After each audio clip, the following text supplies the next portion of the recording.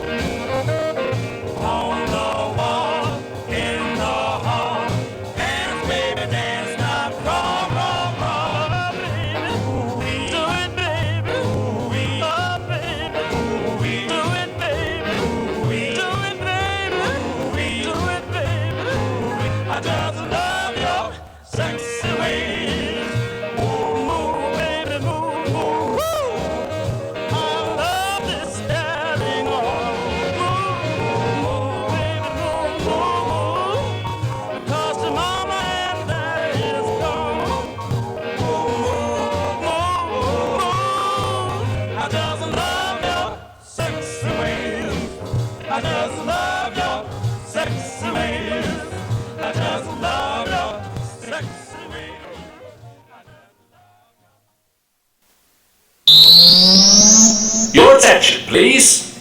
Oliver Double's show Break a Leg will be starting shortly. Please finish off your conversations. Warning! This show contains handwritten scene titles. Like this one. It's Brechtian, motherfuckers! There will now be a short theme tune, at the end of which you will applaud and Oliver Double will walk onto the stage. 1, 2, 3, 4! Break your leg! Break your leg! Break your leg! Break your leg! I'm going for a jog in late January. It's still dark and it's snowing. The pavement doesn't feel slippery. Oh fucking hell, I slipped over! Ow, I smashed on my leg and it really hurts! I'm gonna try and stand up. Fucking hell, I can't stand up! Ah, it really hurts! It really fucking hurts! Break your leg! Break your leg! Break your leg! Break your leg! I'm in the ambulance, they've given me morphine. Now we're in the hospital going for an x-ray. Need an operation, here's the anaesthetic.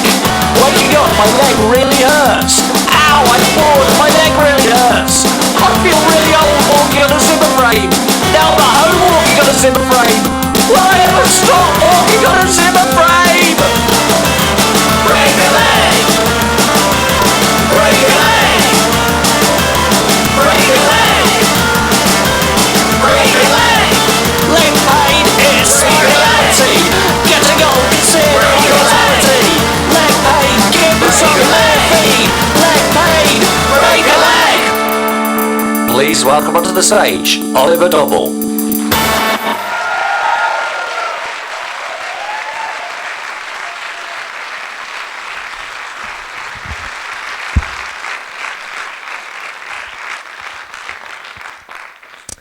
On the 30th of January this year, I went out for an early morning run. I wasn't a hardcore runner or anything like that. In fact, I mean, I used to go out for about 5 minutes before work, and it was less than a kilometre. And in fact, I hadn't done it for ages. I'd got out of the habit, and that week I started again, right? So on Wednesday I went out for a run, Thursday I went out for a run, Friday morning I was like, oh, really knackered, don't want to go. But I thought I'd better, because I want to get back into the habit, right? So I went downstairs to the kitchen, I put on my trainers, and I could hear on the skylights in the kitchen that it was raining. And I was like, oh, I don't want to go, because it's raining, I'm going to get wet. And I thought, I've got to do it, right? So I went to the front door. I opened the front door, it wasn't rain, it was snow. But I'm like, going to do it, right? And I shut the door behind me, and I ran down Sydenham Street, and I distinctly remember thinking to myself, the floor feels fine, it's just wet, no snow on the floor, I'm not going to slip over, right? And I went down Harbour Street, round the end of the Harbour building, and there was a bit where I used to run up, right? It's like a concrete ramp like that. And then what I used to do is, at the top of the ramp, I'd turn round and go back on myself on a raised bit of pavement that's above the level of the road, right? And it was at the top of that ramp that I slipped. And I'm going to pause the story there, with me hanging in midair over the pavement. Because that moment is the cusp. Shut up. I'm trying to build tension here. The joke's come in a minute, all right? It's serious.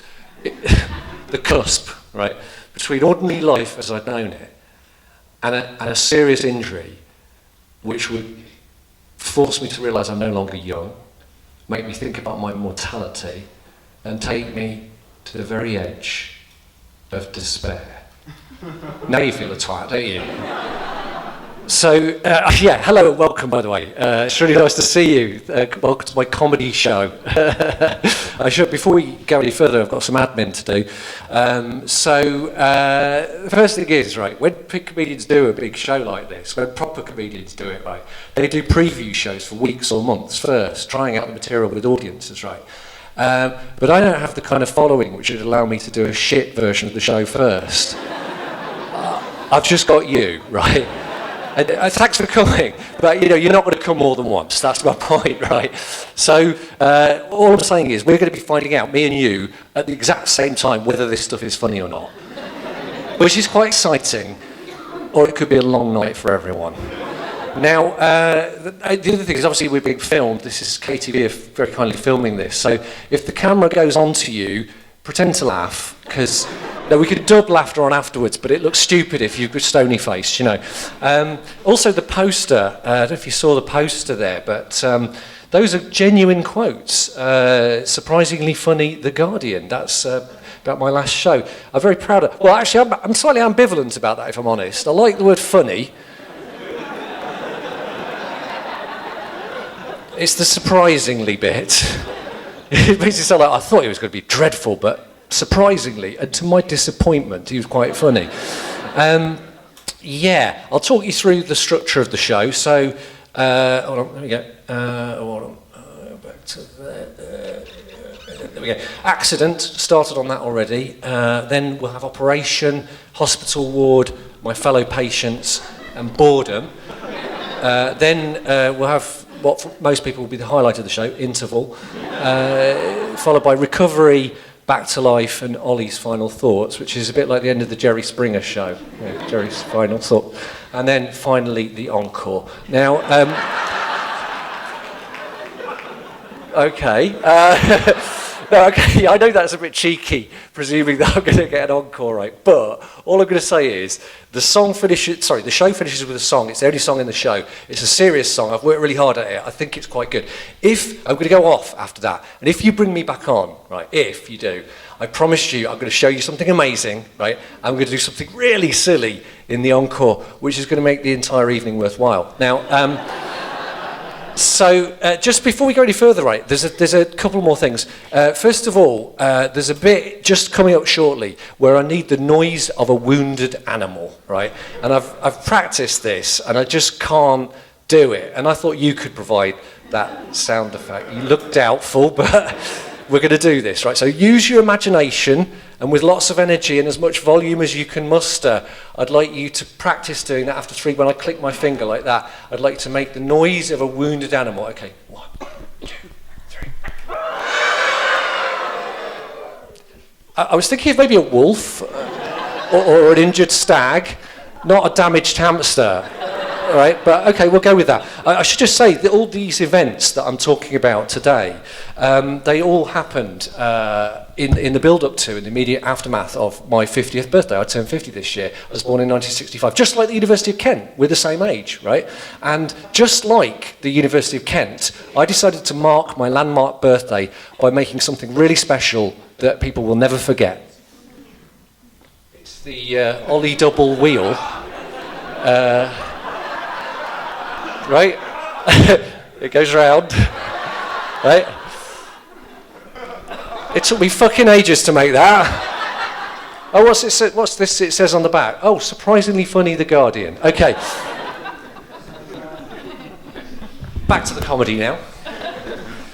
I smashed down. Oh, hold on. I smashed down onto the pavement really, really hard, and I knew that I'd hurt myself badly because I tried to pull myself up to standing, and the bit where my hip met the concrete really didn't feel good, and I just went straight back down. But I was really clear-headed, right? And I remember thinking to myself, okay, it's late January, it's 7 a.m, it's still dark, it's very cold, I'm lying in a large puddle of icy water, and when I look up, coming down on me, snowflakes that big. And I thought, oh, there's nobody on the street to help me, and I forgot my phone. Oh, okay, well, I might die. I don't know why that's funny, actually, but okay. But I might, I genuinely thought that. I thought, well, I don't want to do that, so what am I going to do, right? So the first thing is I've got to get attention from somebody. So I tried to wave a couple of cars down, but nobody saw me. But then I saw, on the other side of Harbour Street over there, I saw a dog walker, an elderly dog walker, about 60 years old, I reckon. And I was talking to the Canterbury Times about this for an interview recently, promoting the show. I don't know if you saw this, but they tried to make out that guy was the hero of the hour because they hadn't been listening properly, right? That guy was actually useless, right? It took 3 attempts to just get him to come over, right? Because the first time it's like, excuse me, can you come and help me? I've hurt myself, I'm badly injured. Nothing, right? Second one, please, could you come and help me, please? I think I've really hurt myself badly. And he kind of looked round like this. And you could sort of hear him thinking to himself, blimey, I've had some nights out in my time, but I've never been so drunk I spent the whole night on the pavement. And then the third time, oh, no, please, I've been out for a run, I've fallen, I've hurt myself, can you please come and help, I need an ambulance. And he came over so reluctantly. It was like you could see him thinking to himself, well, I could help that badly injured man and prevent him dying of exposure, or I could go home and feed the dog and listen to Breakfast with Gary and Emma on KMFM. I better go and help him. And he came over, right? Now, the real person who helped me was Emma, who lived in that house there. And I think Emma's in tonight. Is that right? Emma, are you here? Oh, just down here. Thank you. She was amazing, right? And, yeah, thank you. Oh. It's a bit American, that, wasn't it? On a scale of that dog walker, do you remember him? Oh, excellent. On a scale of 1 to 10, how useless was he? Oh, I love the precision. 1 is not that useless, 10 is useless. 10, all right, there we go.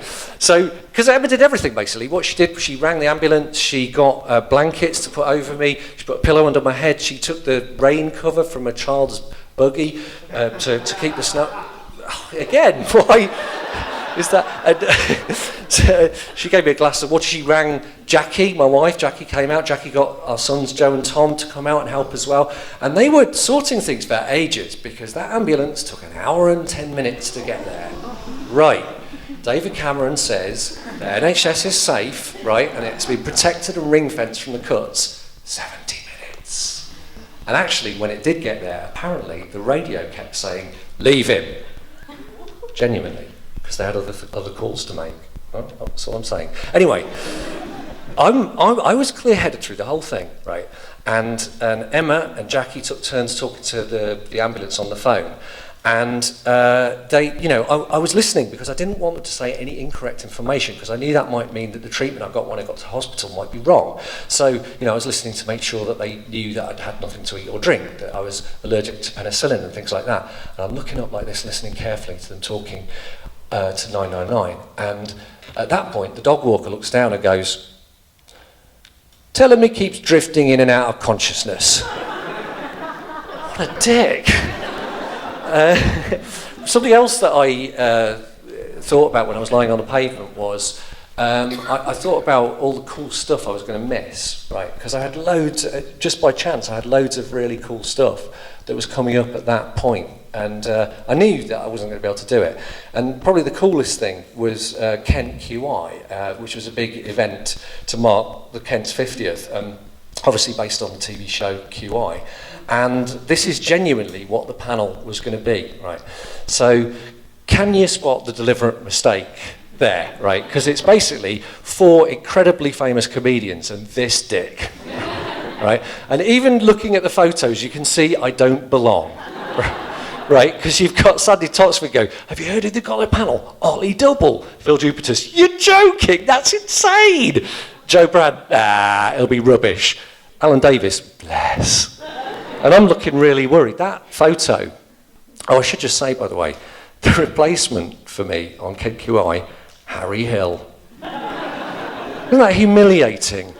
That by injuring myself so badly, I'd only improved the quality of the show, right?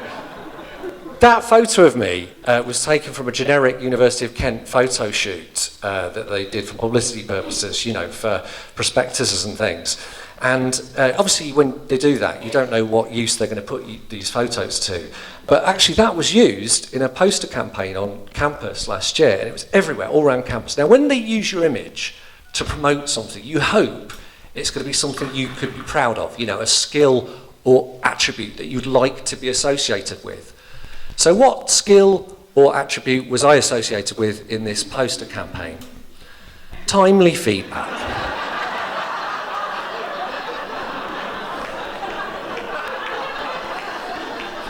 My proudest boast. Say what you like about me, my feedback is timely. I can show you how timely, right? We'll try it now. Somebody heckle and I'll critique your heckle. Anybody? Anybody? Your shit. Poorly constructed heckle. I know it's not very good feedback, but it's fucking timely. Right. Okay, so after 50 minutes, 2 female paramedics arrived, and they were brilliant, these wonderful women who came, the paramedics. They gave me gas and air, they checked my temperature, they found out I was going hypothermic, and then 20 minutes later the ambulance arrived and they had to pick me up on a stretcher. And a few days afterwards, Jackie told me that when they picked me up, because it was the most intense pain I've ever felt in my life, Jackie said that when that happened, I made a noise like a wounded animal. Now, I don't know if you can imagine what that sounded like, but I think it'd sound a bit like this. I think you're mocking my pain.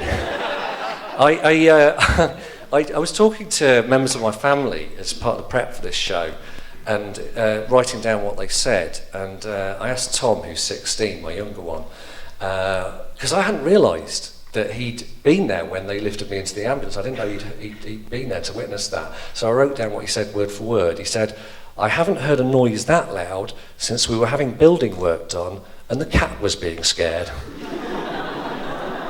So it turns out your noise was accurate after all. So yeah, they got me into the ambulance, and the first job, after giving me morphine, which highly recommended,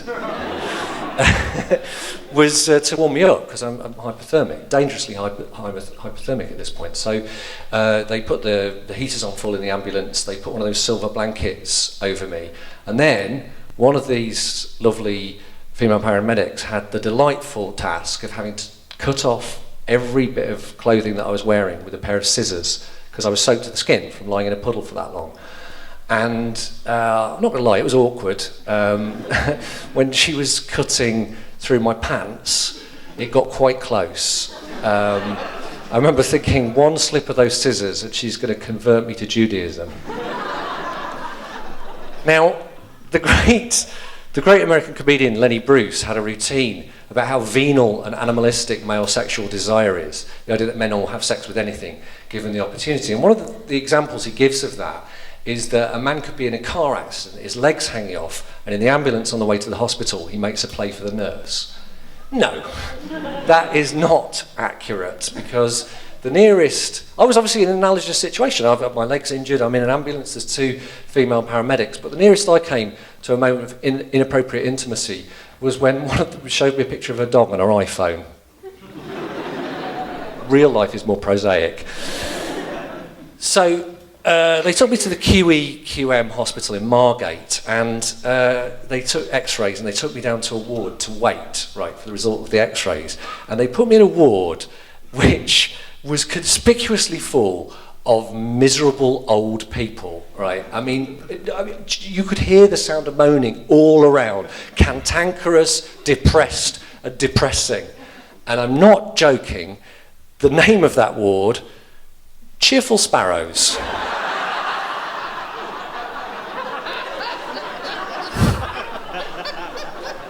How did it get that name? It's not a children's ward, it's a ward specifically for depressed older people. Why?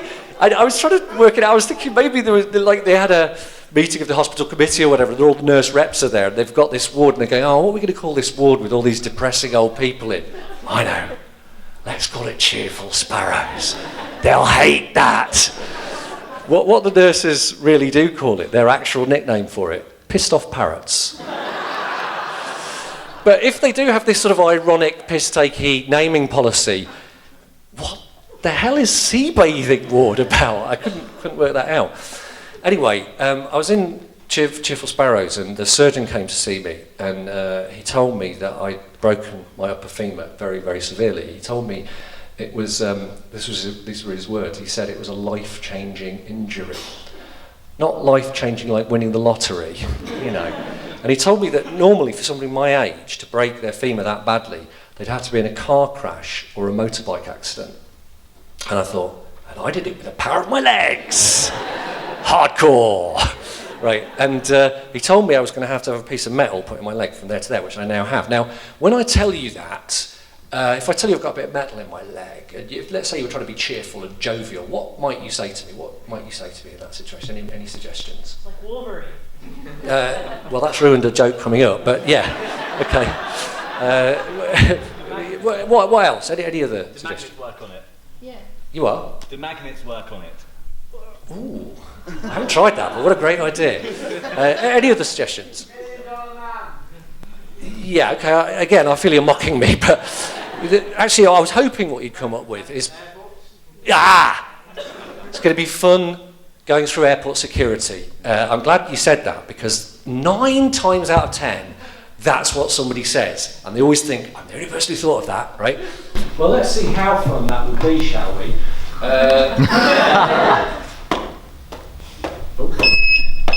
That's my leg, that's metal. That's actually my leg, metal.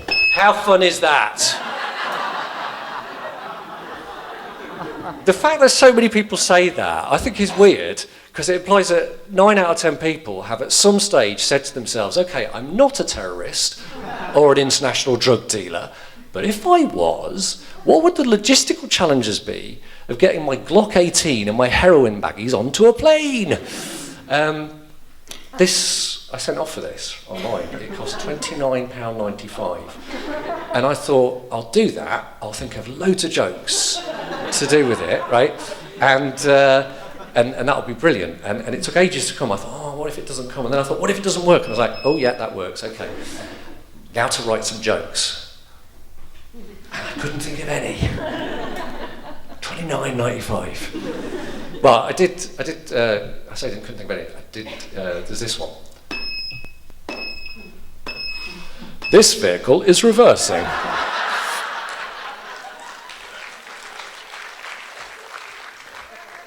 Jackie thought of that. So yeah, the bit that's in my leg, it's called a PFNA, which stands for proximal femoral nail anti-rotation, which I think is a weird expression, isn't it? Because also it's weird because depending on whether you say the full expression or just the initials, it sounds like two completely different musical references. Because if you say proximal femoral nail anti-rotation, it sounds like a death metal band. But if you say PFNA, it sounds like a messed up Village People cover. I thought of some better things that PFNA could stand for that were more pertinent to my situation and what had just happened to me. PFNA. Pain for now, anyway. Pure fun running, never again. My favourite, pissing fucking nasty accident. So yeah, then the anaesthetist came down to see me, and he asked me whether, for the operation, whether I wanted a general anaesthetic or just some kind of epidural which would allow me to stay conscious through it. I thought it was a weird idea. So I asked him what the advantage of the epidural were, and he said, well, it can help with pain management after the operation. I was like, well, you trying to tell me that the pain's going to get worse after the operation? He said, no, it won't be worse, it'll just be different. And he was right. It was different. It was worse. And when I got home, right, I looked up footage of a PFNA operation on YouTube, and if you could have an operation, don't do that. It's not, because what they do, right, they cut two holes here and here to put screws in. They cut a bigger incision just here to put a big rod that goes across like that. And then they put a massive incision there so they could drill all the way down through your femur and put the PFNA in. And they do that, remember it's called a nail, right? They basically hammer it in. Now that, I think, is not a nail, right? Right, because if that's a nail, in order to get it in, you'd need to borrow a hammer from the mighty Thor, right?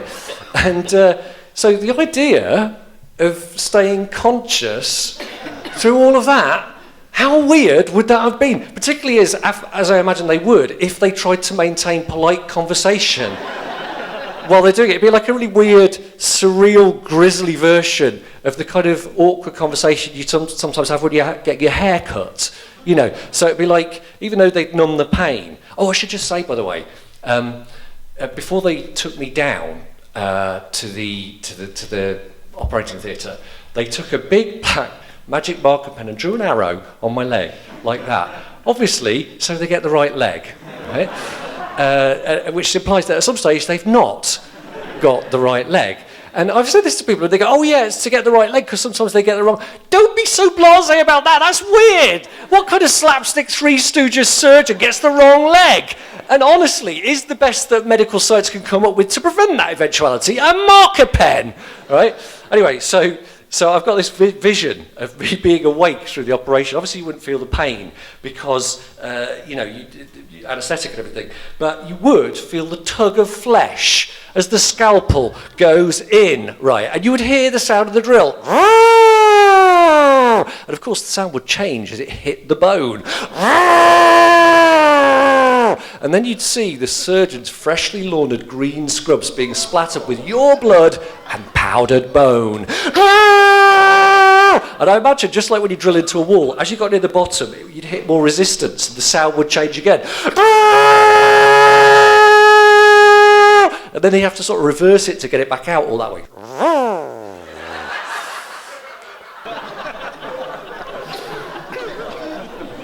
Nurse, hand me Mjolnir.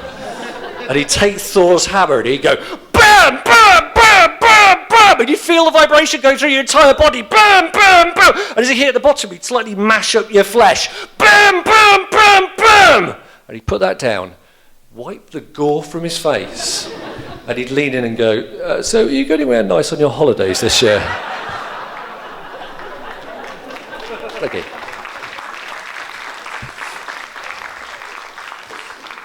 And you'd say, you do know you've just done the wrong leg. So yeah, that's my actual leg. That's my actual femur. That's the PFNA in there. You've probably seen that image on the poster, although I tore around it a bit. Now the reason I did that was so you couldn't see the whole thing, because as Jackie pointed out to me, if you look on the left-hand side of the image, you can see an X-ray of my genitals, right? But to be honest, I'm comfortable with you seeing that because I think you'd have to be quite a niche pervert to find that arousing, right? Oh, it's translucent. Oh, see-through. When I showed that to Tom, my son Tom, who's 16, he went, so basically you're leg Wolverine. Would have been better, obviously. They took me down to the ward, and it was quite depressing, to be honest. It was quite difficult. I was in a lot of pain. It was worse, remember. I also get agonising muscle spasms in my hip, and they happened up to every half an hour, okay? And nobody's even noticed. and I'm going to try and rebuild the mood now.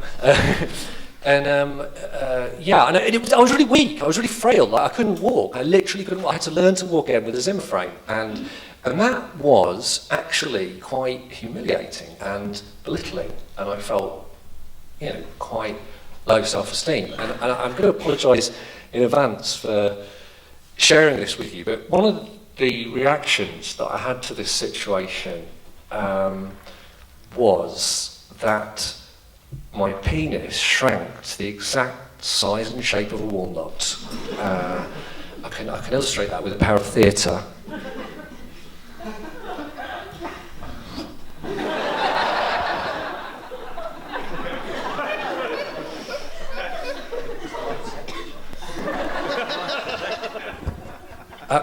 I remember looking down and thinking, maybe she did slip with those scissors after all. And I'm sorry, I don't want to make you sort of think too much about that, especially any students, and I don't want you to you'll never look me in the eye again. But I think that's quite interesting. I reckon that's probably quite a common effect with men, to respond to physical and emotional trauma by shrinking genitals. Thinking about it, that's probably why they call it sea bathing ward.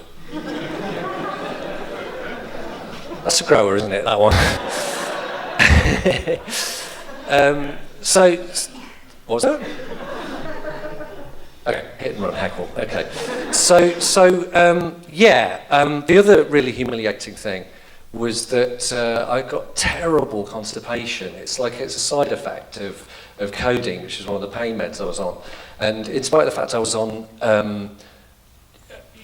really powerful laxatives, and I was eating tons and tons of fresh fruit and vegetables, I couldn't go for 4 or 5 days, right?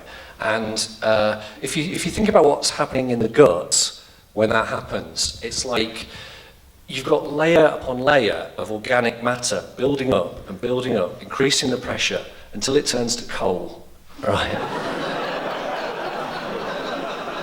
And when I did go, oh my God, like the constipated maths teacher, I almost did have to work it out with a pencil. I love that gag. But the thing is, at that point as well, I couldn't even get to the toilet. They had to bring a commode, because even on a Zimmer frame, I couldn't make it to the toilet. So they brought me a commode, and I hobbled over on my Zimmer frame and sat on this commode, and they pulled the curtain around my bed for my privacy. But this is a thin nylon sheet. It can stop people seeing what you're doing. But it is physically impossible to maintain your self-respect when you know that other people can hear you going, right? And it was really horrible, and it was like 40, 50 minutes, and I could feel that as well as hard, it was really big, because I could feel it crowning, and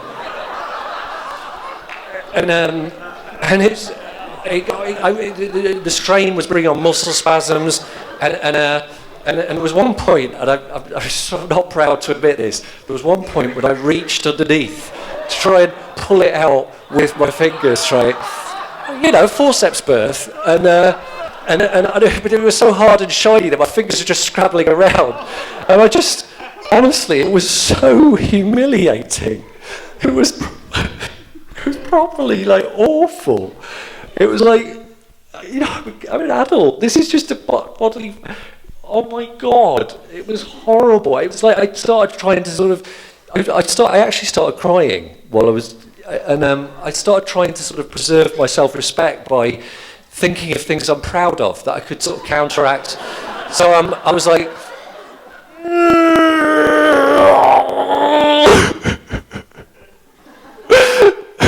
I'm a university lecturer.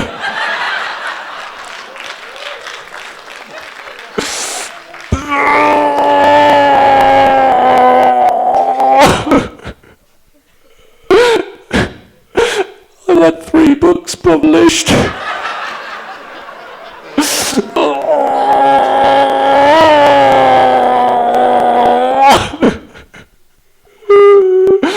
The Guardian said I'm surprisingly funny.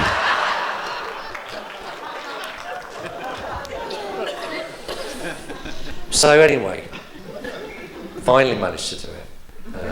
The young nurse came. She's about 19. She was really nice actually, and she tried to make me feel, you know, a bit more comfortable. She went, "Oh, well done," right? And something really humiliating, because for the first time since its very early childhood, it was being praised as a major achievement. The fact that I'd managed to take a few steps by myself and do a poo on the big boys potty.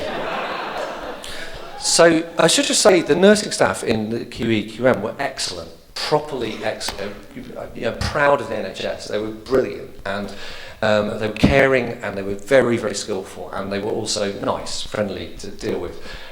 So obviously it'd be absolutely wrong to make fun of them, but. There were a couple I thought I'd tell you about. First of all, there was a guy called Matthew.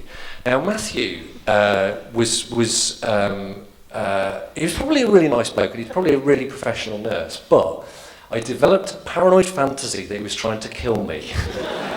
This is from the notebooks where I wrote about my experience so I didn't forget, right? And he didn't look like that. It just makes him look like a sort of Nazi or something on there. But the reason this came about was because every day I had to have an injection of something called Clexane, which is an anticoagulant, and it's basically you have to take it for a few weeks after an operation to stop you getting blood clots. They do it in the soft tissue of your tummy, and it can sting quite badly for about 10 minutes, right? And one day I'm having my lunch, and Matthew comes round to give me my Clexane injection, but I've got the lunch tray on wheels in front of me. And I said, "Shall I move that out of your way?" And he goes, "Oh, don't bother, no, I'll just reach over, lift up your trousers." And I lifted up my shirt like this, and he just went really carefully over, and then just went, BOOM! Like that, incredibly clumsy. And oh my God, it hurt. Not only did I get stinging here, but he must genuinely have hit a nerve, because for about the next 10 minutes, I also felt agonising pain in my penis. And I remember thinking, how can something that small hurt so much? It's shrunk to the size it couldn't physically contain that amount of agony. So like after that point, every time I saw Matthew, I'm like, there he is. The man who put the dick in medic. And I remember trying to rationalise it to myself. I was going, don't be stupid, he's not trying to kill you, he was in the medical profession. Yeah. Dr. Mengele was in the medical profession. Harold Shipman was in the medical profession. Dr. Octopus, no, he wasn't actually, but the other nurse I got on actually rather better with was Farouk. Farouk was from Pakistan, and I had quite a lot in common with him because we were a similar age, and he had 2 teenage sons just like me, and they were similar sort of ages to my kids, and we bonded over that. But the first time I met him, we didn't exactly, it was slightly awkward because he came out to do my morning checks, and he, they check your pulse and your temperature and your blood pressure and everything. But the first check he did, he hadn't said a word. He just stared down at me, not making eye contact, with this really intense look on his face. Hi. I don't think we've met. I'm Ollie. What's your name? Is there something the matter? You're not in league with Matthew, are you? And after 5 or 6 minutes, he went, sorry, I was just checking your breathing. Oh, okay, but it was a bit weird. No, it was just, I can't your chest rising and falling, and then I see how many times that happens in 2 minutes to check your breathing is normal. Yeah, but it was longer than 2 minutes. It was about 6. Yes, you kept talking to me and I was losing my count. Yeah, but it was a bit freaky. Oh yes, I understand. Sometimes when I watch the ladies' chests, they get the wrong idea. Do they, Farouk? That reminds me of my mum, right? Was a very quiet, modest, easily embarrassed woman. And so it's inexplicable to me that one of her all-time favourite jokes was this. You book some young 16-year-old girl goes for a checkup with her GP. The GP is listening to her chest with a stethoscope, and he says, "Big breaths," and she says, "Yes, and I'm only 15." Why did my mum like that? It's weird. Right, so the hospital ward that I went to, because this is an unusual injury in people my age, I was on a geriatric ward, because all the other guys on my ward had this injury, but they were all much older than me. In fact, the next youngest person was a quarter of a century older than me. It was a quarter of a century older than me, and that's okay. I get on with people of all ages, it's fine. But there is a bit of a kind of culture gap. For example, there was a guy there called Jack, who was 89 years old, right? And he was a real sweetheart. He was a lovely guy, very, he'd seen active service in the Second World War, he'd been in the Navy, and he was an incredibly boring man. No, he was. I mean, it wasn't his fault. He just reached the age. You could see that he'd taken a decision, which the decision went along the lines of, "I'm not going to listen to anybody else anymore. I'm not interested in the way other people live their lives. But what I am interested in is regaling you with the mundane minutiae of my tedious, joyless existence in excruciating detail." So genuinely, his most thrilling war story was about the time when he asked for and was granted permission to grow a beard. Right? So he would tell you these stories, and they would go on for hours because they were slow-paced, full of unnecessary detail, and you'd try and speed him up, but by anticipating the next thing he was going to say. But it didn't do a blind bit of good, because he would just then repeat the words you'd said back to you to confirm you'd got it right in a slightly patronising way. So he'd be there going, "Oh, well, yes, I like having toast for my breakfast. So every morning I go down to my kitchen, I walk over to the bread basket, you see, I take out the bread, and you put it in the toaster. And I put it in the toaster. Put it down like that. After a couple of minutes, it pops back up. I put it on a plate there. I walk over to my fridge over here. I take out the butter. I come back over. And he puts some butter on the toast. And I put some butter on the toast. But sometimes I like a bit of jam as well. I go back over to the fridge. I don't know why I didn't get it when I got the butter, really, but it's just my funny way. I take the jam, I pop it there, I get the knife. And you put some motherfucking jam on the toast. And I put some motherfucking jam on the toast. Then there was Spike. Spike was the next youngest to me. So Spike was 74, and he was from Thanet, and there was a slightly UKIP-y vibe about him. Slightly sort of Farage-esque quality. Now, I feel bad saying that because he never said anything bigoted in my earshot. Not at all. But he was always moaning about how crap life is now and how much better it was when he was younger. And I had the impression that he really wanted to say something racist, but couldn't quite find the opportunity. So he'd be there going, "Oh, it's terrible, you know, the kids nowadays, they're always on screens, aren't they? They're on their phones, looking at Facebook and Twitter. If they're not that, it's in a darkened room, isn't it, staring at a screen, playing video games for hours and hours and hours on end. We didn't do that when I was young. We went out in the fields and played in the fresh air where it's healthy, you know, scramping apples. Nothing wrong with that. That's a healthy way to spend your child. Talking of screens, I've got a TV. I can get over 200 channels. Never anything worth watching on. It's all rubbish. When I was young, 2 channels. It was always brilliant. But you couldn't even record it. There was no such thing as a videotape recorder. You just had to choose and take your pick. But I'll tell you the thing that really gets my goat. I live in Thanet. There's one thing I cannot stand. All these bloody immigrants. Oh, hello, Farouk. No, nothing. Well, what was you saying? Nothing, Farouk. I thought you said immigrant something. yes, I'll get migraines and I don't get on with the medication. It's called Imigran. Oh, okay. Then there was Clive. Clive was about the same age as Spike, I think, but there was something wrong with, as well as this, he'd had a history of mental health problems, so he was quite an insular guy. It was quite hard to talk to him. You couldn't really have a conversation. And I really felt for Clive because he had a catheter fitted and it kept going wrong. So quite often, like, I'd be sat there eating my lunch, my hospital lunch, or trying to, and he'd be forlornly wandering around a hospital ward, and you could see the tube coming out from under his pyjamas, attached to a massive bag of piss, slung over his Zimmer frame, and he'd be going, "It keeps leaking out." You know, I wanted to be sympathetic, but it's not what you want to hear when you're trying to eat cod in parsley sauce, you know.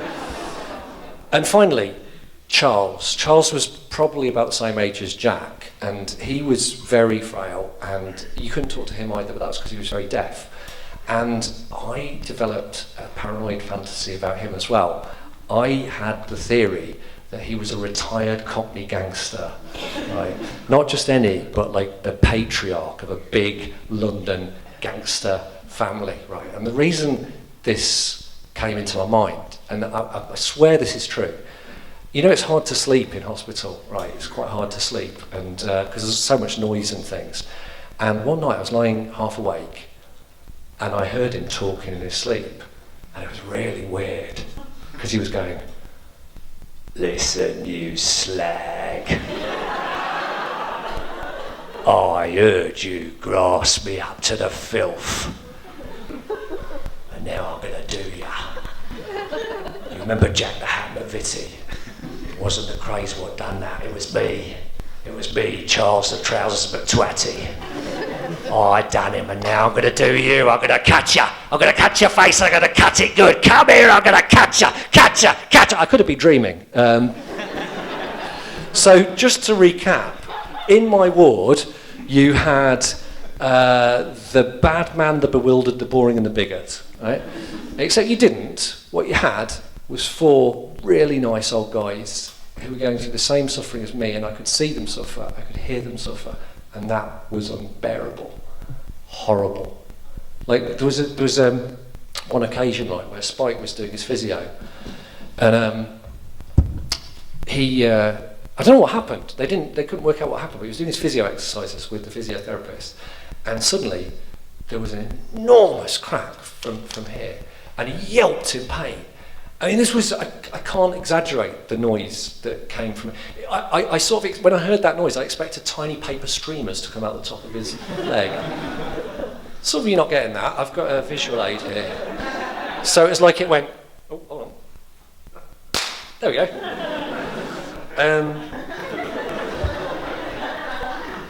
Got the feeling that wasn't worth it. Anyway, so yeah. I mean, I really felt for the guy, and of course, next time it was my turn for physio, I'm like, no, I'm not going to do that. Not after I've heard Spike's thigh make a noise like the crack of doom, you know. But Charles was the only guy to be discharged while I was on the ward, and even though I'd never had a conversation with him, they got him out in a wheelchair, and he fixed my eyes quite deliberately just before he left, and he went, "Good luck."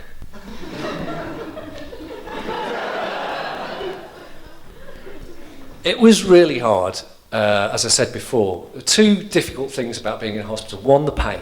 People say that the pain of femur fracture is one of the worst, most intense pains you can experience. So I messaged my friend Dougie, who was a GP previously, and he sent me a list of medical conditions on a commensurate level of pain with femur fracture. And I thought I'd share my top 3 with you. Heart attack. Ouch! Any form of invasive cancer. Ow! Anal fissures. Ew! And there's the emotional pain as well, because I'm in the ward with these old guys, and I'm just approaching my 50th birthday, and I'm thinking, this is a glimpse into what my life's going to be soon, right?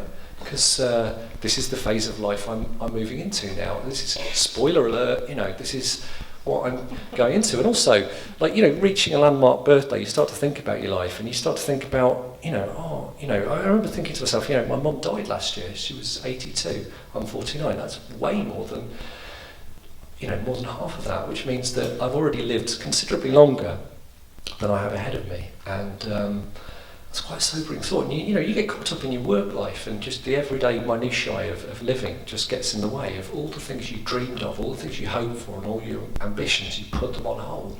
We only live once. It's a limited period. That's really depressing. That's really, really depressing. And I'm one stage back from that. I'm not even in my ordinary life. I can't even get back to my ordinary life. I'm just stuck here in this hospital. So I did anything I could, that's the point. I did anything I could to take my mind off the suffering of these other guys I was with and that horrible set of thoughts, right? I like crosswords, and Jackie bought me this from the hospital shop, and I'll show you how important it was to me. If you look at the handwriting, you can see that it's really messed up, right? It's really scruffy. And the reason for that is because when I did that one, I still had a cannula in the back of my hand, and it really hurt to write. But it's worth that discomfort for the escape that the crosswords gave me. But then this was kind of ruined a little bit because I started developing yet another paranoid fantasy. This time I thought that the crosswords were trying to talk to me. I did. I thought they were trying to send me messages because all the answers seemed to be specifically about me, right?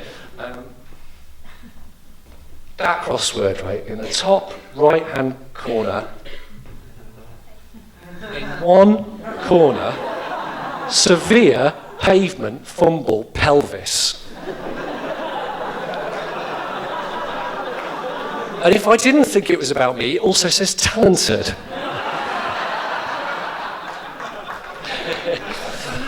I've got a bit of a niche joke now, but don't you think severe pavement fumble sounds like an album by The Fall?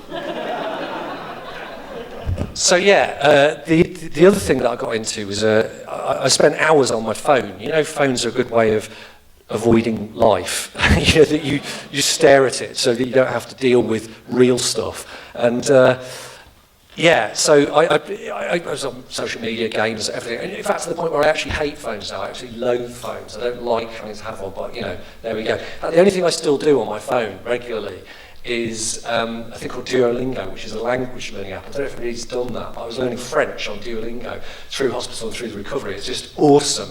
One of the things I like about it is not only do you learn a language, but also it gets you to translate these really bizarre phrases that suggest that you can have a far more surreal and sinister time in France than you probably hoped for. These are all genuine phrases from Duolingo. The man drinks a whole beer. The woman is walking alone. Is she naked?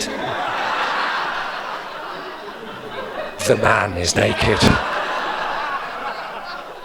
He is showing a cow. She is showing a fly. He hides a child.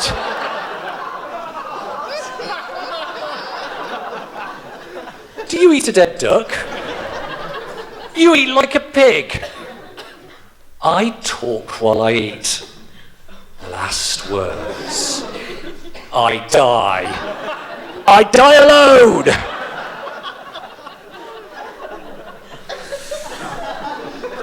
Right, so it's important to escape. And the reason it's important to escape is because there is no escape in hospital. There's no escape. Even in your dreams, you can't really escape. And this is, again, really true. Charles had a special compressed air mattress to prevent bed sores because he was so infirm. And that's great, but it kept going out of kilter. And when it went out of kilter, it let out this repeated beeping alarm, which is all the way through the night, just appalling. How can I show you this? Oh, yeah. So it's like this. Oh, there we go. And I remember lying there thinking, oh, come on, sort it out. Oh, I can't sleep. How am I going to heal if I can't sleep? I need sleep to heal. And eventually, I did go to sleep. And again, I promise you this is true, I could hear it in my dream. So I was like, oh, this is brilliant. I'm running through a field. My leg works. excellent. I'm running through a meadow with soft green grass speckled with buttercups and daisies. That is absolutely brilliant. Oh, who's that? It's David Cameron in a pink tutu. Well, I'll just test my leg out. Yeah, kicked him in the face, excellent. He's crying and I'm happy. And well, look, there's the rainbow of comedy. I know it's the rainbow of comedy because sliding down it towards me are all my comedy heroes. There's Lenny Bruce and Stuart Lee and Bridget Christie and Joe Brand and Sarah Millican and Josie Long. And there's Ross Noble and Phil Dupuis and Mark Thomas and Dick Gregory and Mort Sahl. And they're running towards me. And they're telling me they really admire me. They're telling me that I'm a brilliant comedian. And they wish I can't actually hear what they say because of all this fucking beeping.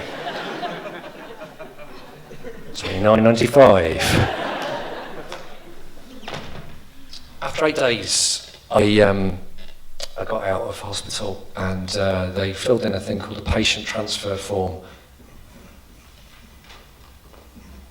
I've got it here. Do you know the concept of damning with faint praise?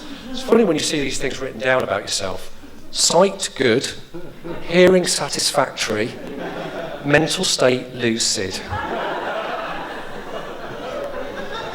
I was really relieved to go home though because I was so worried about Jackie. Jackie was awesome through the whole thing, absolutely brilliant. Do you know, she came to see me almost every night and that was very difficult because she was doing a full day at work and then she doesn't drive, so she was having to use public transport, which involved a train ride from Whitstable to Ramsgate and then a long bus journey from Ramsgate to the QE/QM, and that was an hour and a half journey, so it was a 3-hour round trip plus an hour seeing me, 4 hours a night, and I was so worried about her because she looked so downcast and depressed and worried and tired and just generally worn down, and it was particularly difficult just before I went home because they told me that they weren't going to have room in the ambulance for the mobility aids that I would need to have at home in order to be able to function properly. So Jackie had to take back on public transport 2 Zimmer frames and a crutch, right? And she had a real Thanet moment waiting at the bus stop in Margate with these things, because like a lady next to her looked her up and down, saw the 2 Zimmer frames and a crutch, saw how knackered she looked, and she just went, "Oh, you poor cow."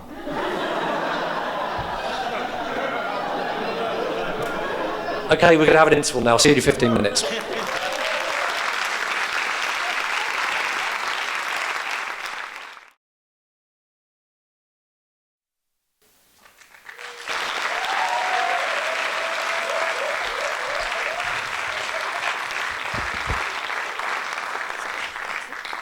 Thanks for coming back. I was at home now. I got home, and one of the things I kept doing was Duolingo.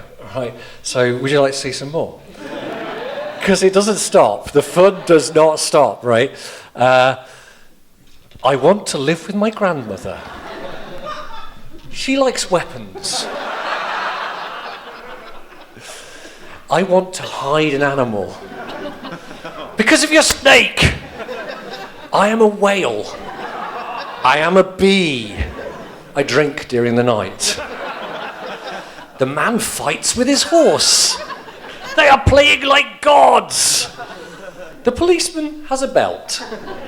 His pants are falling down. Your wife is pretty. You are a bit fat. Your niece is stupid. Please drink more wine.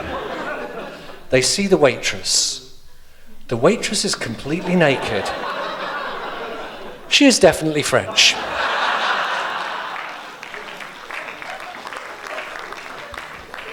So when I got home, one of the things I noticed not long after getting home was that in the time I'd spent in hospital, not only had I lost my self-respect and my dignity, I'd also lost my left buttock.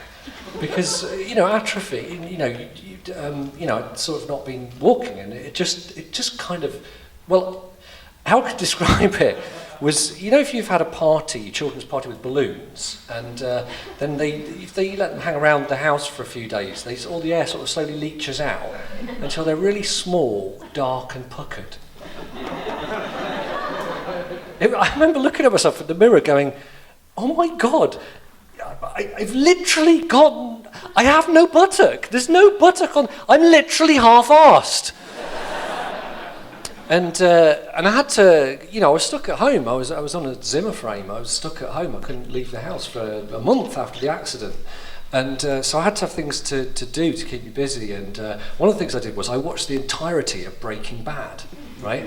And I don't know what you feel about that show. I love it. I think it's amazing. And actually, I rationed it so that it lasted most of my recovery period. I could watch Breaking Bad. And I started to become obsessed with the idea that there were powerful parallels between Walter White and me. No, think about it, right? Both approaching our 50th birthday, when we were both struck down by a horrific medical condition, and it caused both of us to contemplate our mortality. Now, of course, the way we reacted to that was quite different. He used his skills as a chemistry teacher to become a major drug dealer manufacturing crystal meth. And I think the only reason I didn't follow him in that path is because it'd be quite hard to found an empire of crime based on my skills as a drama lecturer. I mean, you could give it a try. I was thinking you could lurk in dark alleys selling Smarties, claiming they're a powerful hallucinogenic drug, right? Oh, obviously just the blue ones, right? And what people wouldn't believe you, but I've got this, right? So what you do is you go, oh, go on, try one, and they pop a Smartie in their mouth. And at that moment, a bunch of drama students would run out from behind a bin and simulate a psychedelic experience using physical theatre techniques. I am eternal flame! Look, I'm coalescing into swirly, whirly patterns that fill your field of vision. And I am the White Rabbit. Come, follow me down my rabbit hole into the vortex of your soul. And on the end, there's one who's not that bothered. I'm a tree. Talking of drama, right? I think getting older, you start to connect with people in your past. And when I was at school, I did loads of school plays. That's really why I'm here now. There's this amazing drama teacher, Jeff Powis, this big bearded Welshman, and he did these extraordinary productions, several of them a year, and they would run for 4 nights in the school hall. It'd be done very professionally. They'd sell out. They'd be quite innovative. There'd be audience participation. There would be improv, devising. It was great, right?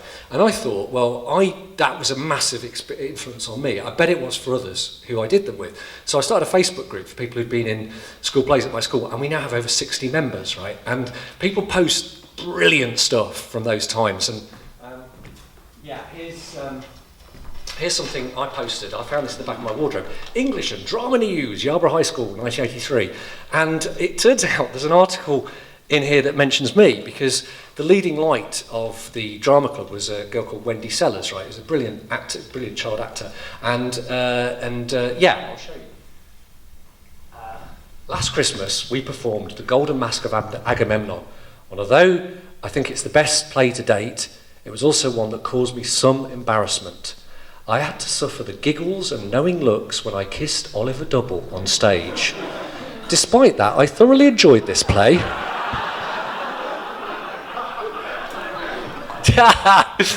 It's not a glowing review, is it?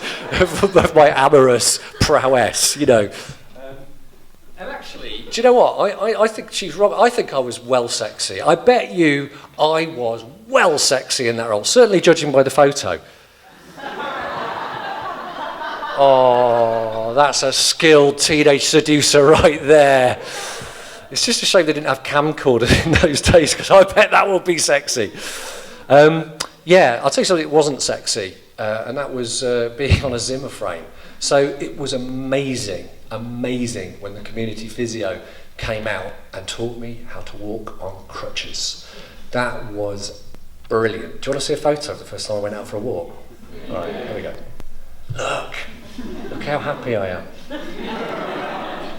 It's just brilliant. I love it. Well, one of the great things about going out on crutches was, obviously I could start building up strength in my leg again, and I used to go for long walks along Whitstable seafront as often as I could, and well, it was a bit. I've got to admit, I was a bit self-conscious at first because I was so slow. and the paths are quite narrow. I was quite aware of holding people up, people walking behind me, so I kept just sort of walking to one side to let them pass. So it was a glorious day. One day I got a bit faster, I built up my strength, and I was powering along on my crutches, and there's an able-bodied couple up here, and the guy just turns around and goes, "Oh, sorry mate, we're slowing you down," and they moved out of the way. Brilliant. I remember going, yes, hardcore. I remember thinking, if I get much faster, it's not going to be very long before I can break my other hip, right? Although actually, it turns out that that wasn't actually why I broke my hip, because it turns out that the reason that I broke my femur so badly is because I have osteoporosis, and it was pretty heavy, finding that out. It wasn't the best bit of news. And I remember feeling really decrepit, and old and elderly, because it's not a rock and roll disease, is it? Osteoporosis is not. But then you've got to sort of rationalise it. I remember thinking to myself, don't be ridiculous. Just because you've got osteoporosis doesn't mean to say you can't be edgy and rock and roll. As you can see from this leaflet from the National Osteoporosis Society. He's pretty rock and roll, isn't he? That guy, he's a broken hipster, right? That guy, he's practically Iggy Pop, right? Here's a bit... he looks like a nice guy, but it's a bit depressing. That's now my demographic. And I remember thinking that, and I thought, no, don't be silly. There'll be pictures of younger people inside the leaflet. No. Although, to be fair, right, osteoporosis may not be rock and roll, but as you can see from the pictures, it does involve sex and drugs.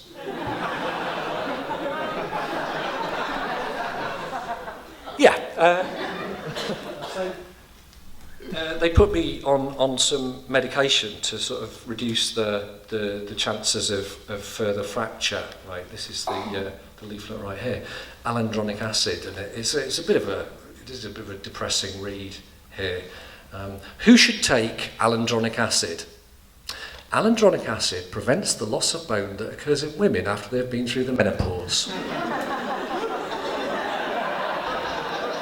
I'm a post-menopausal woman. And also, right, the side effects, these are the side effects, right? And some of them, considering why you're taking it, are weird. One of the things that can happen, unusual fracture of the thigh bone. What kind of messed up medicine causes the thing you're taking it to avoid?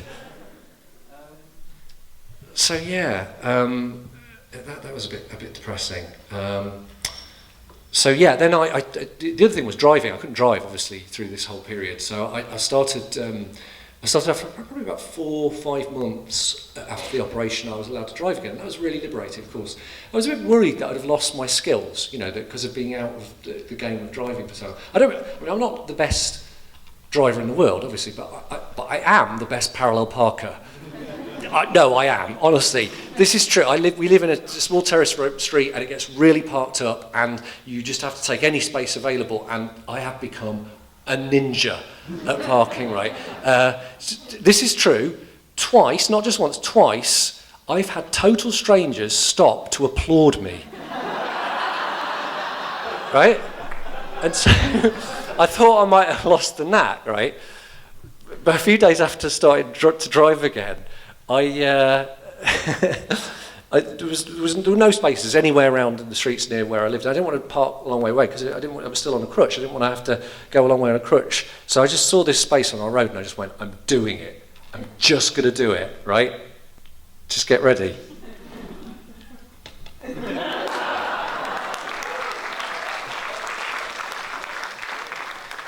It's not Photoshop. These guys didn't box me in. I did that, right? When I started driving, they gave me a temporary disabled parking permit for work, and the first time I tried to use it, I wanted to park in Elliot car park because it's closest to my office, and it was really awful because it just so happened on that day the disabled spaces were full. In fact, there was only one space on the car park, and it was the one that's reserved for the college chaplain. And I was so angry. I was like, chaplain! Oh, chaplain! I said a sentence that contained a different word that begins with C. I think what I said was, fucking cunt Chaplin, his fucking cunty car. So when I first got home, it was really weird because I kept crying. And I'm sort of bloke who never cries, unless something's really extreme, I just don't cry. It's not a thing I do. But I was crying all the time. It wasn't just because I was depressed. I think it must have been to do with the pain meds, because it was really arbitrary. Like, I would find myself crying. I wouldn't go, oh, this is really sad. Suddenly I'm crying at nothing. The most arbitrary thing, like, I'm halfway up the stairs. I've got a buttock like a bucket balloon. I don't want to be associated with timely feedback.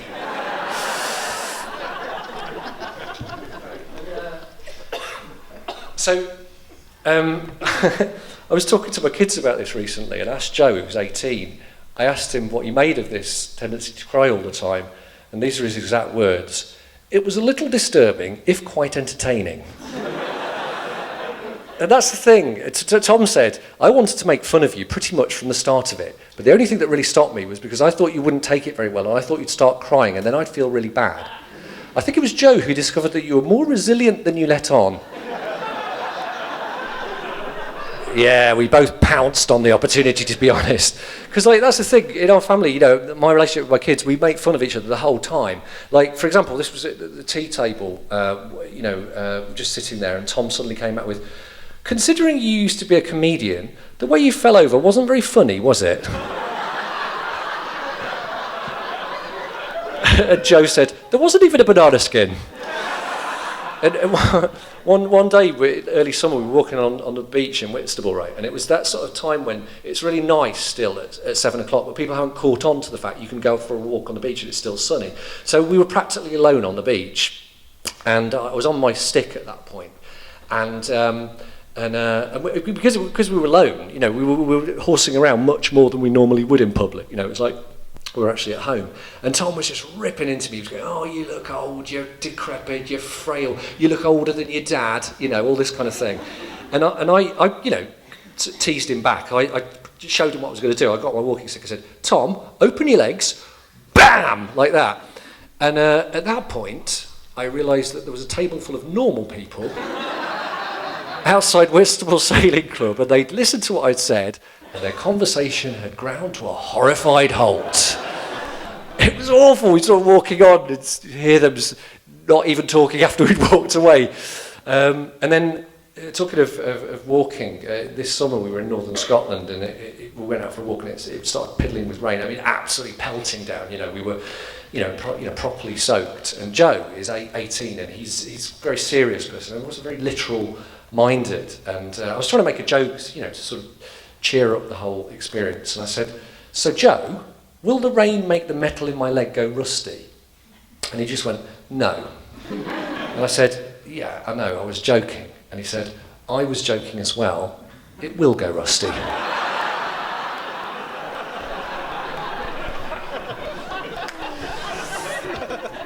That teasing is great, though. It's what makes you realise you're getting back to life. And I'll tell you something else that made me get back to life was Jackie, right, for my 50th birthday, brought me a weekend in Paris. The two of us went away. We left the kids at home. It was a few weeks after my birthday. It was in May. Absolutely brilliant. Now, I know that Paris is a difficult subject at the moment because of what's happened there with the atrocities and the airstrikes. And I think it's a shame that that's come down to vengeance, actually, because Paris is a historic city. It's an amazing city. But it's also, and I know it sounds like a cliche, but it's true, it's a city of love. And it's a city of creativity. And it's a city of rebellion. And all of those things are true. And I was amazed by it, right? And we were taking photos the whole time. I wanted to capture the spirit of that city. And I thought I'd share some of the photos of some of the amazing things that we saw while we were in Paris. So this is a fancy dress shop window with an incredibly pervy looking Mario. Mario! Oh, translucent. This is a statue of a man who's clearly distraught at the size of genitals he's been sculpted with. I feel your pain, man. This is conclusive proof that in France, Snoop Dogg is genuinely known as Snoop Chien. something else we saw, and this is pertinent to the point, right? This, right? This is not an official thing. In fact, I think these have been cleared away since we've been there. In the bridges over the River Seine, ordinary people, they haven't been given any permission to do this. They put padlocks on the fences across the bridges, and on those padlocks, they write their messages of love for each other. And I think that's beautiful. I think that's life-affirming and gorgeous. We were really obsessed by them. You can see Jackie taking a photo of them there. That's also there's a suitcase there that I'll tell you about that in a minute. But what we do, of course, we're trying to spot the ones that we thought were the most romantic, and these are my favourites right here. So we'll figure it out. Vive Paris! Oh, I love that. You imagine what backstory there is to that one.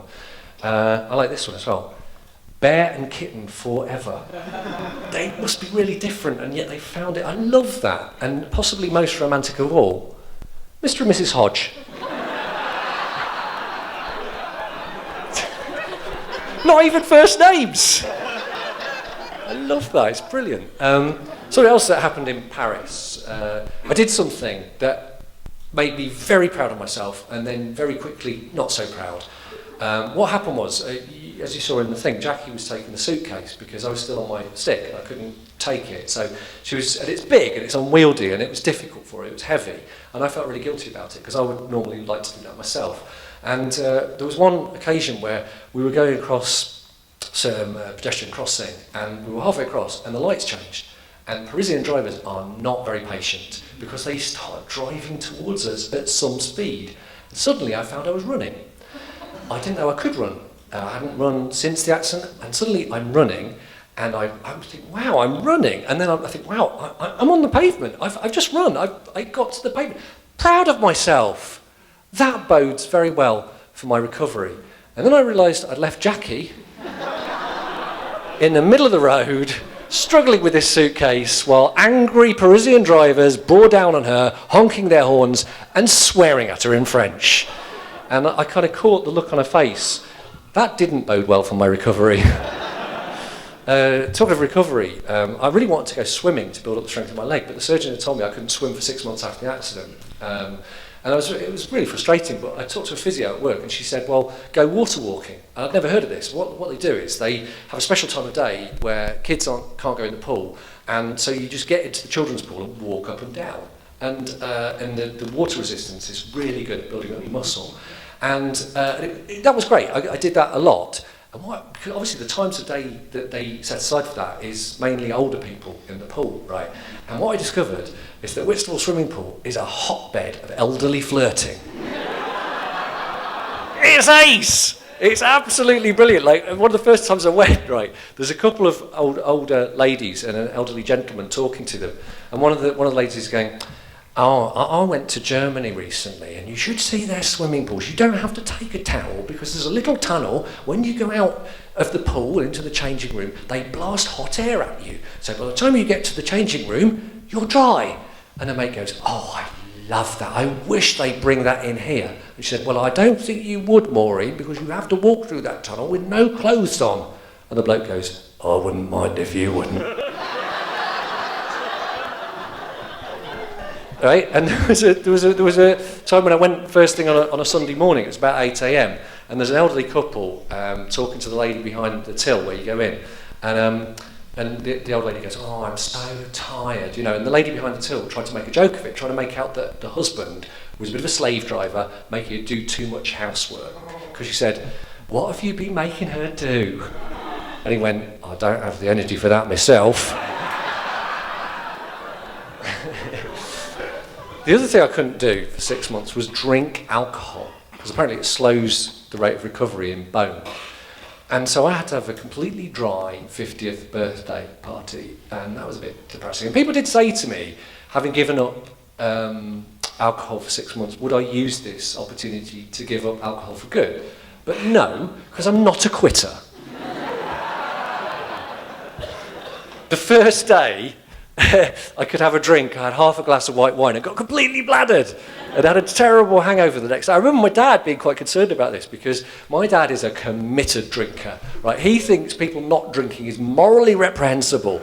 He genuinely refuses on principle to drink Gordon's gin because in 1992 they reduced the alcohol content by 2.5%. And I remember saying to him, Dad, I keep having a drink, and every time I have a drink, I have a really bad hangover the next day. He said, you've got to keep going with it.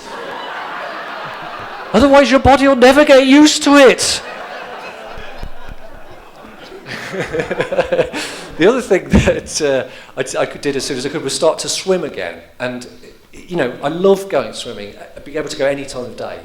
I particularly enjoy going on Friday after work because then the kids have just stopped their swimming lessons, and I love that because I love kids, because kids, genuinely, full of life, full of fun, brilliant. You know, I wish we could all be more like kids, genuinely. But these kids are great because they're 10, 11, 12 years old. So they've still got that fun instinct of the younger child, but they've started trying to sound a bit more grown up. So I heard one of these girls in the changing room get changed a couple of weeks ago, and she went, guys, I was wondering, you know, after we got changed, if it's convenient with you, I thought we could meet up for a game of hide and seek. It's adorable, isn't it? But the first, you know, like when I was walking along Whitstable Seafront, when I first started in the swimming pool, I was self-conscious about slowing people down, because I go when they have it divided into lanes to do lengths, and even people way older than me were so much faster than me, and I, you know, I didn't want to hold them up. There was one time there was an elderly lady coming up behind me, and she was doing the backstroke, and she was, you know, powering through the water, and so I stopped at the end to let her pass. But she stopped next to me, you know, presumably she wanted a breather or whatever. And I said, do you know what? You do the backstroke really well. And she went, yeah, for an old lady. I didn't want her to think I was being patronising. So I said, no, genuinely, that is the most elegant, beautiful backstroke I've ever seen. And she went, oh, aren't you nice? Keep talking like that and I'll show you something else I do well for an old lady.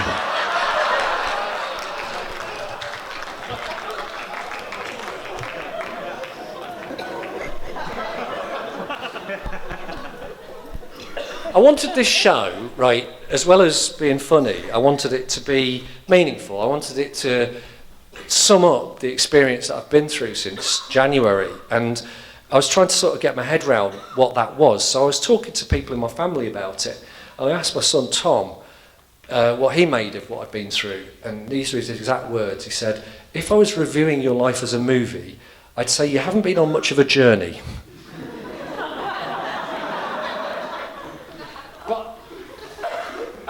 I think he's wrong, right? I think he's wrong.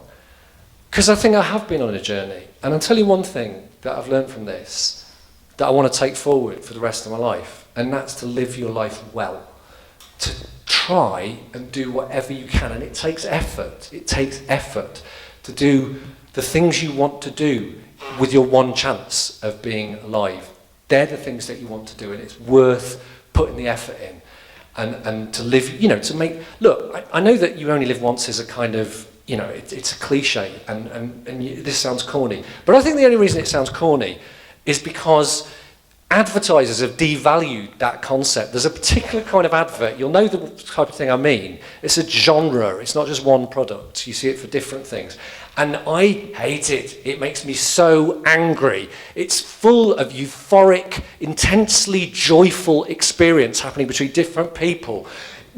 Unattainable levels of euphoria. And the people in those adverts are always fashionable, beautifully dressed, beautiful young people. The only people you see in those adverts who are not are a heartwarming fat child, repeatedly trying and failing to get a basketball through a hoop in slow motion. Everybody else, like a beautiful, fashionably dressed young couple, ride across a vast, ultra-modern bridge on a moped.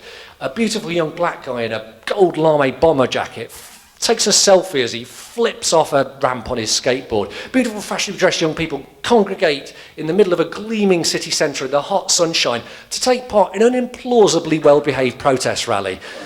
Beautiful, fashionably dressed young people meet in the great outdoors to commune with nature, and they're sat around a campfire talking and eating, and somebody's playing an acoustic guitar, and one of them's doing a handstand, and then one of them in cut-off shorts and a bikini just goes over to the edge of a cliff and she jumps down and plunges into the lake below. Meanwhile, there's a voiceover in a regional accent but very stilted. It's like a cut-price Phil Daniels. It sounds like somebody who's simultaneously a native-born Cockney and speaking English as a second language.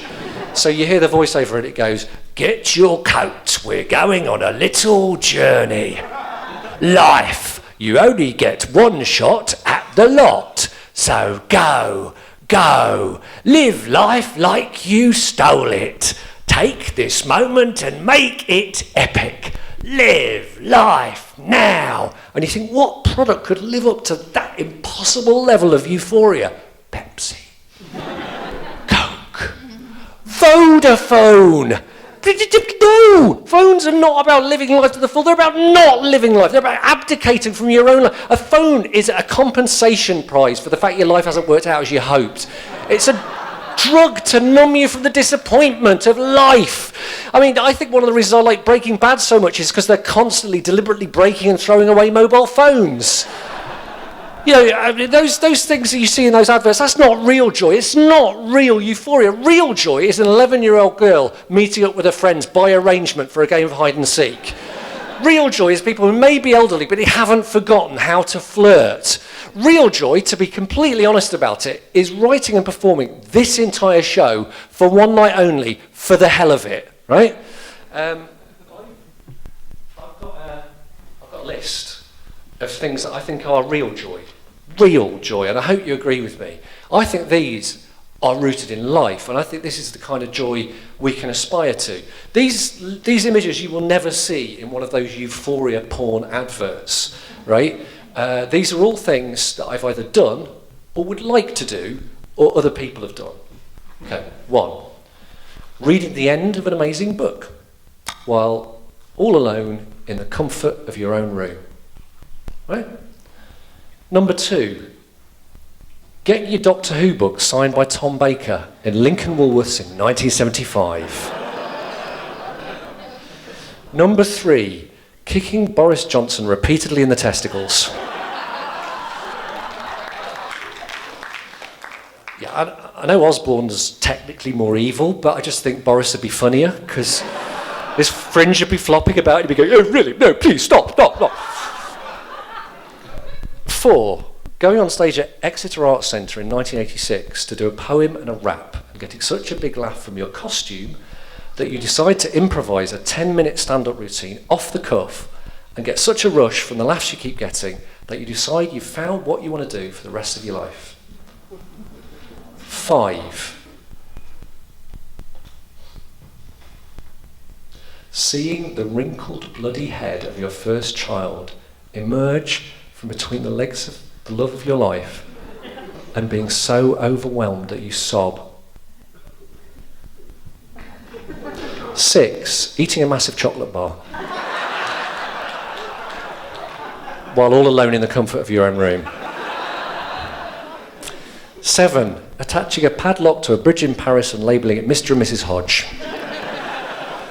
8, reaching sexual climax between the legs of the love of your life and being so overwhelmed that you sob.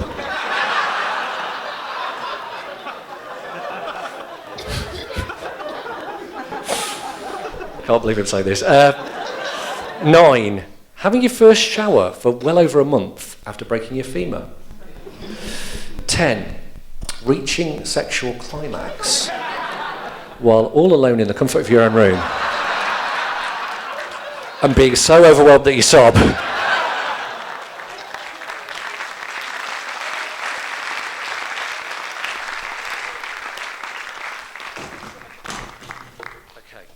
I'm gonna finish off with a song.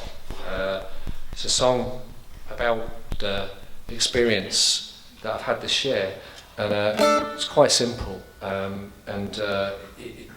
The chorus is easy to learn, so if you could bear to, it'd be great if you could join in the chorus. It goes like this.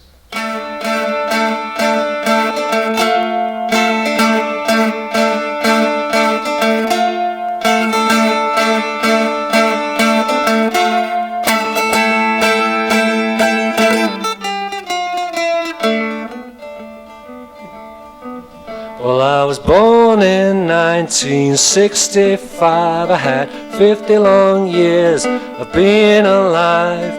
For 50 long years I've walked this earth, and now am closer to my death than my birth, 'cause I'm a half-century man. I'm a half-century man. I'm a half-century man. I'm gonna make the most of the rest of my span. Well, I was born in the 60s when Britannia was cool. The Beatles still existed when I started school. I was born the year the Who sang My Generation, and I'm still waiting for liberation. I'm a half-century man. I'm a half-century man. I'm a half-century man. I'm gonna make the most of the rest of my span. Make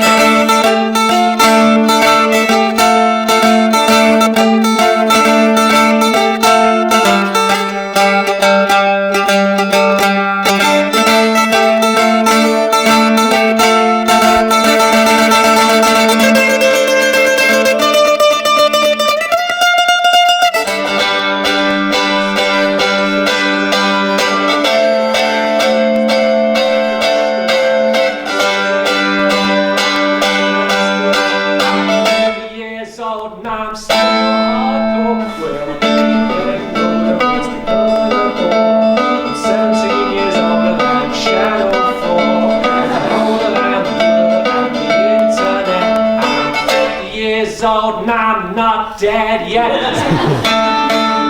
Half-century man. Half-century man. Half-century man.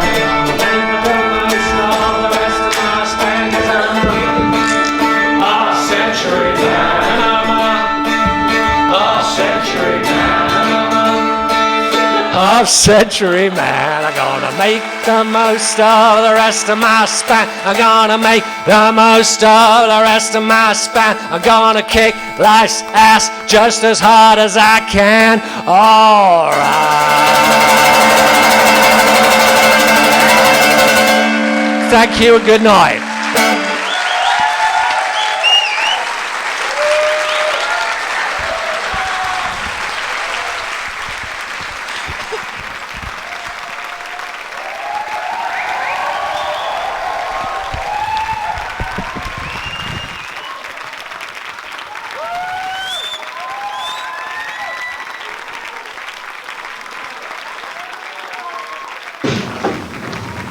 Nestra, do you remember me? He's here. He's come. Who is it? No, I do not think you remember me. Is it him? What? It's Jesus. Son of Pharisees. The very one. Hearing of your daughter's death, and your husband's departure for Troy, I hasten to your side to bring you consolation. Oh God, she's looking for to lecture. Why not? She has no husband now. Did you not kill Agamemnon's father when you were only 7 years old? Where I killed once, I can again. See where she kisses him.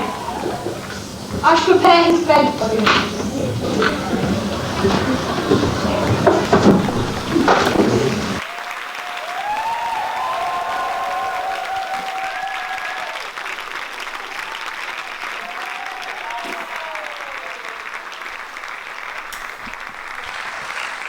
Sexy, right? So what I thought I'd do for the encore is I thought I'd recreate my stand-up act from when I was in my early 20s, right? Not only that, but there's a one bit in here that I haven't done since I was an undergraduate, right? Okay, let's get started. You know, they say that everyone has one great novel inside them. I don't know about you, but I have, look. There we go. That's the one great novel inside me. Oh, it's Jeffrey Archer. There we go. I feel a bit warm up here. I think I need to take my coat off because I'm a bit overheating. So.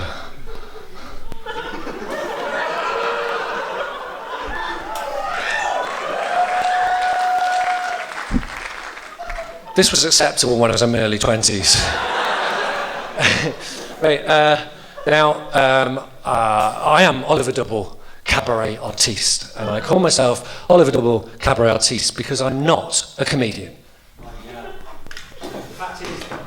goes beyond comedy and, in fact, encompasses the entire range of human emotion. There's comedy in it. Thank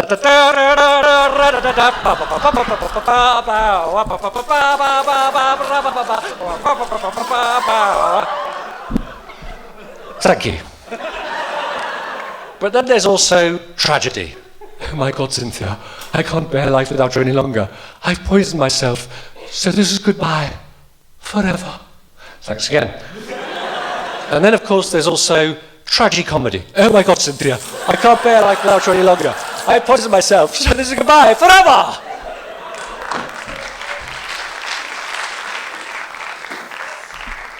I was lying in bed the other night and I was thinking to myself, do fish's genital juices smell of people?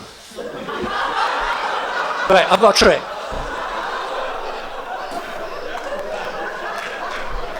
I've got a trick for you now. I have in my hand an ordinary household roll of bathroom tissue. Ordinary, except I hear you cry for this red cross on the end. Watch that red cross very carefully. It may well become relevant later in the trick. Now, I must insist on total silence at this point, as without fear or trepidation, I take the end of the toilet roll and place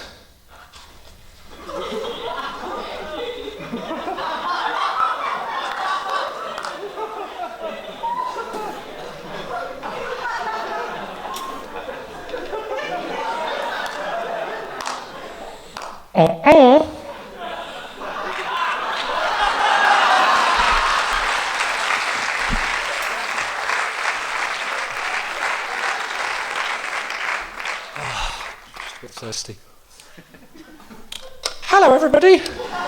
As you can probably see, I'm actually a can of Heineken. Sorry, that's just the beer talking.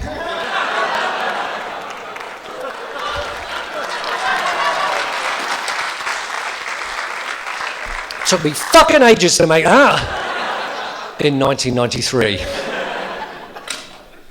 It's funny doing these kind of gigs, you know, because, you know, nobody's heard of you. You come on at the beginning, everybody's a bit nervous, you know, because they think you might be rubbish. And so you do brilliant jokes at the beginning of the act, and they don't really get the proper response. I mean, that joke with the book, that was fucking awesome. And I don't think it got the proper response, so I'm going to put that back in there. I'll do that same joke later in the act. Next time I want some proper response, all right? So, right, now I'll go back to my undergraduate days. This next bit is well, basically I tried to do a stand-up routine that summed up the entire history of the planet Earth from an ecological perspective in 3 minutes of crap gags, right? I can't remember most of them, but I've just got a few. So, here goes. 4.5 billion years ago, the planet Earth was born in flame. A magnificent fireball. For countless millennia, it turned into the world that we now know. But in recent centuries, we have begun to abuse Mother Earth. Take, for example, acid rain. Have a look at this photograph of a gargoyle from Lincoln Cathedral, taken in 1926. Now let's see what 90 years of acid rain have done to that gargoyle.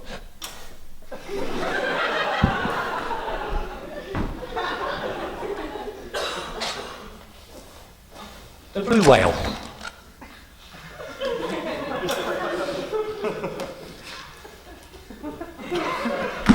The blue whale.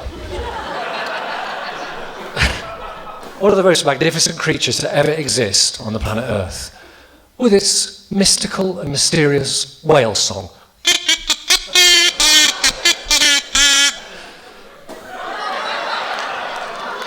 Sadly, this magnificent creature has been hunted to the very brink of extinction.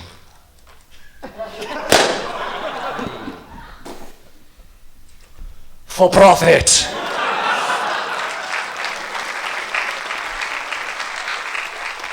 And if we're not careful, what with global warming and the threat of nuclear war, it may not be very long until the planet Earth ends as it began.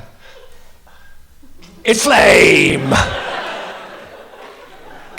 You know, they say that everyone has one great novel inside them. I don't know about you, but I have. Look! Thank you. Thanks for coming to my show. It's really nice to see you. Bye. See you again